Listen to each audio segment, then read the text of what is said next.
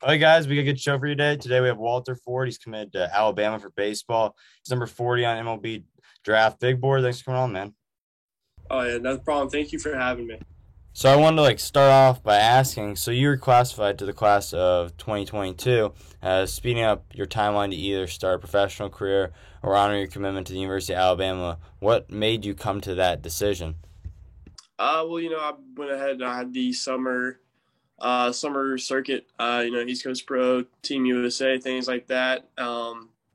Ended up playing at a pretty high speed of the game. Of course, I really fell in love with that. Just kind of how fast the game moved, and of course, like how much better that skill level was. Of course, from playing up, and then I kind of really fell in love with it. Kind of towards the end of the season, I kind of realized that I felt like I was ready to be at the next level, whether that be, pro ball or Alabama. I was kind of just ready to take that next step in my career. And of course, reclassifying was taking that next step. Of course, kind of speeding up a little bit, kind of just getting ready for the next level. Yeah. So I saw to reclassify, you had to move back to Florida. Why'd you have to do that? And is it kind of you fitting, to finish somewhere where you started, I guess. So we had to reclassifying. Of course, I had to go ahead and finish up my senior year. Yeah. The rest of the school year. Ended up in the state of Alabama, you can't actually skip a grade. Kind of sucks. So of course, ended up was going to move down to Florida again because of course in Florida you can't skip a grade. Yeah. So of course, moving back to Florida, I grew up in Pace. Went to Pace my freshman year. Of course, we decided, why not go back? Of course, we really loved it while we were there. Of course, when we moved earlier, it was kind of a family decision, kind of business wise. Yeah. So went back down here, it was kind of a no brainer to kind of go back to Pace and finish up kind of where I started. Yeah. So you kind of alluded to that, time with USA Baseball, but what was it like competing for the U18 team? It was awesome. I wasn't expecting it at all. It was kind of a really big curveball in my summer. I ended up doing the 16U, 17U in NIT or and then ended up making. I think they were going to select like five kids from that team to play up and go try out at the 18U trials, which of course was for the 18U national team. So of course got invited to that. That was a really big shocker for me. I wasn't expecting to make that. Went to the trials. I had a great time there. I think the trials lasted about 2 weeks ish. Was blessed enough to get picked for the 18U team, and then spent another about 2-3 weeks with a bunch of. I was looking at the pitches you throw. You throw a four seam fastball, two seamer, slider, change up. What is your favorite pitch to throw? My favorite pitch is my slider. It's my best pitch. Yeah, I've been throwing it since probably I was like 9, maybe. I haven't really changed the grip at all. It was kind of a pitch that I found early on in my career, and it kind of just stuck with me. And of course, it's been my bread and butter. Of course, you got a lot of guys kind of going through in the 22 class and can throw 95 and above. But of course, I really feel like my slider kind of sets me apart. It's probably it's my best pitch. Of course, my go-to is slider, fastball, changeup. Those are kind of the three I work with. Now, of course, like in high school, it's kind of hard to mix in the changeup very often because Yeah. just my changeup speeds right now is kind of the normal fastball speed. But I'm kind of always throwing it in there, especially if I face kind of a better hitter. Really helps me kind of add like that extra layer of pitches and facing a hitter. Yeah. Are you planning on learning any other pitches, or are you kind of, settle in with your repertoire right now? I would love to learn another pitch. I can honestly see myself in the future being able to learn another pitch. I don't know what that pitch will be, Yeah. but it'll probably be a pitch that kind of works off the slider changeup kind of Mhm. combo. One of those two pitches, but I don't know when that will be.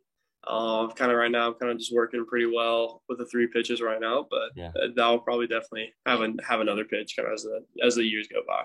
Yeah. So I saw you worked with pitching coach Brad Penny, who played 14 years in the Major League Baseball. What's it like learning from a guy who's been to the pros and done it? That was great. I love Coach Penny. He's probably one of my favorite coaches I've had. I learned a lot of knowledge. Actually, I dedicate my changeup to him. He was a guy that really helped me get over the hurdle of throwing one. I've always been someone that like was just kind of messing around grips all the time with a changeup. It's kind of funny. The changeup and slider were two different things. Like the slider, I got instantly. The changeup, I was working on it forever. I've tried like tens of grips. I couldn't figure something out. And then, of course, Penny talked to me about it, showed me one, and then he kind of gave me like the mental cues of getting over the hump of like throwing one. And then ever since then, I've settled in. I haven't changed the grip since. And of course, I've kind of stayed pretty solid. And of course, that changeup is extremely, I think it's going to be something pretty special kind of as we go by. Of course, it's kind of average, below average, I'm going to be honest, but it's the best changeup I've thrown in my career. And I can honestly see it growing into be a pretty damn good pitch. Yeah. So I want to, talk about, college side. So you committed to Alabama, what made that the school for you if you end up going the college route? Well, we were going through the recruitment process for college. I talked to a lot of college coaches, and I talked to Coach Bo with Alabama. And of course, he really made me feel like I was a part of the program already, and kind of really made me feel like I was at home. Of course, I had that connection with him, and of course, had that connection with him, and I really enjoyed it. And I kind of got on campus, and of course, I've been on campus since like 3 years old. I mean, I kind of grew up. I grew up in the Bessemer area for a while until I was about like 13. So of course, kind of going through that, being back in Bama, it kind of felt like home. And of course, with Coach Bo, it felt like I was already part of the program. It was kind of a match. Of course, I got the offer. I took it immediately. I kind of haven't really looked back since.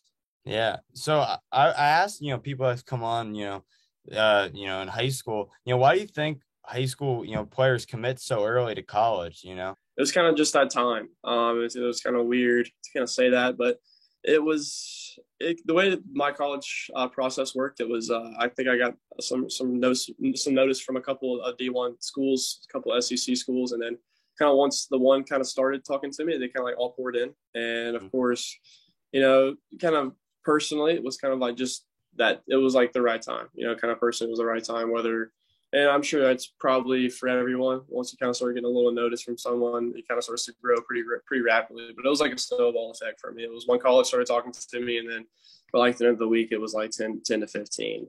So of course, I kind of just felt like it was the right time to commit. What's it like, being considered an MLB prospect? There's some pressure to it. And of course, it's a coul thing to be. There's not very many people in the world that can say that they're an MLB prospect, and of course. I make sure that I mean, it's a big thing to be. So of course, I really enjoy being an MLB prospect, but of course, it does come with pressure. It comes with a lot of eyes, a lot of expectations. Of course, I kind of enjoy that. I like that. That like, hey, this guy's pretty legit. He better come out and shove. And of course, to me, I enjoy that. I enjoy that pressure.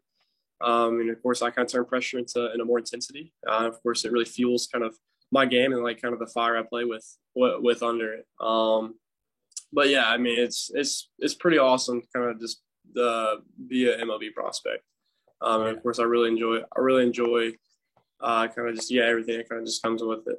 Yeah. So I know it's different for college and high school, people, looking at the draft, do you get to talk to teams soon, and how does that process work for you?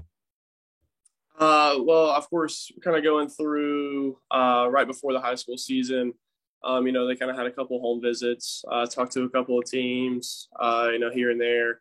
Of course, they kind of got to know me kind of on a personal level, kind of really kind of understood kind of how I think and kind of like how I kind of portray the game and kind of how I play it. Of course, kind of also I kind of want to know like how I was off the field, kind of things like that. Yeah. And then kind of just built that relationship up before the season. Of course, kind of we still in the season, they come out, watch games and things like that. And of course, kind of still build that relationship with me. And then, of course, after the high school season is kind of over with, I'll end up having the combine this year. And of course, hopefully a couple more workouts with a couple teams.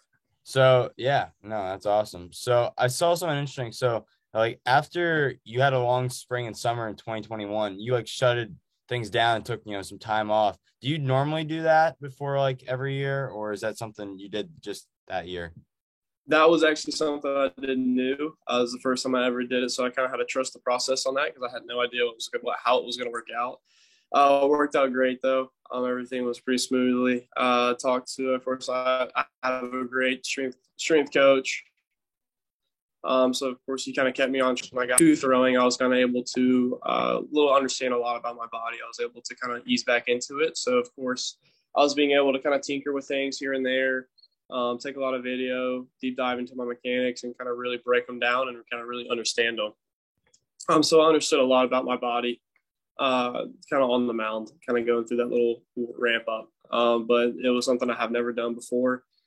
We decided to do it, I think, from like the high school season to the end of the summer. I think I played for about 9 months straight. So, Yeah. of course, that break was well needed. It's something I did deserve. So, Yeah. of course, I was able to take that month off of throwing, get back in the gym, train the right way. And, of course, when I started throwing, I was able to kind of really understand myself and kind of how I move.